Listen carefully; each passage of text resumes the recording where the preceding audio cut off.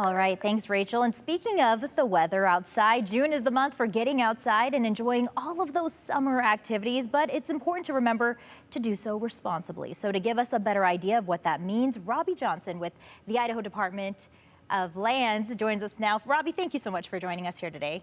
Thank you so much, because it's so important, especially this time of year when people are fresh and getting out. We really want to make sure they're recreating responsibly. Right. So speaking of, what does recreating responsibly mean or look like for folks? Well, you may remember in the height of COVID-19, we had so much pressure on our outdoors in Idaho. We had people coming from other states because other states closed their outdoors and Idaho remained open. We had so much pressure on our lands and our outside opportunities that from the governor's office in Idaho, there was really this effort to really push out the message that we need to recreate responsibly to keep our outdoors open. So COVID-19 as we know it is over in that way, but we've had so much population growth in Idaho that we really have a lot of the same pressures when it comes to people wanting to use our beautiful outdoors. Yeah, and you kind of just touched upon it, but I remember all of those photos of the trash and things like that. What are some of the biggest issues that you guys dealt with or saw during that time and even now? Well, trash is definitely one of them. It really falls under the definition of just disrespect of our outdoors. And that's not okay in Idaho. And when you see that, when you see trash outside or you're out with people, you see the video here, that's an example of making sure you don't have your chains dragging and causing wildfires. And that's a form of respect. Just, making sure you are responsible. You're not starting fires, you're picking up that trash.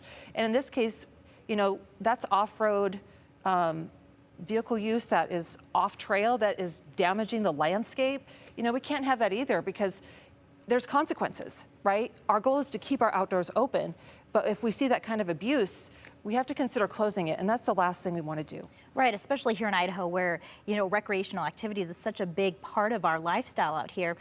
You mentioned, last year the biggest fire was due to just human error or a campfire. Why, kind of talk a little bit about the importance of why people should be aware of this. I mean, you kind of touched upon it now, but I mean, that is such a big part of this. How often are you seeing it? Well, yes, obviously wildfire, you can't go back in time and fix that. And we tell people a lot of things like, bring a shovel with you before you go camping, bring a jug to fill with water, make sure that fire is dead out. But we have to go even further, really, to make sure we're in the hearts and minds of people so before they go, they're ready. And when they're at that decision point, Recreate Responsibly Idaho is there to support them. And so they know, this is not okay in Idaho. We're taking part in taking care of our state, and we want to make sure other people do the same. Right, and kind of preserve it for everyone else in the future. Is there anything else you'd like our viewers to know who might be watching right now? Well, we talk about safety. We want to keep our lands open. We want to prevent wildfire, catastrophic wildfire. But safety is a huge part of recreating responsibly. Obviously wearing your helmets is important, like you see there. But this week is National Fishing and Boating Week. And we have a post on our Facebook and Instagram this week really showing how to properly put a life vest on a child. If you're 14 or younger, you have to wear a life vest. But a problem we see is people are getting the wrong size.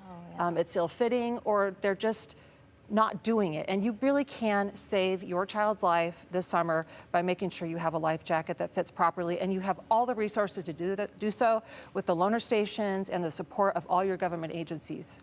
Yeah, a lot of good information there. Robbie Johnson with the Idaho Department of Lands, thank you so much for joining us here on the News at 4. We'll be right back.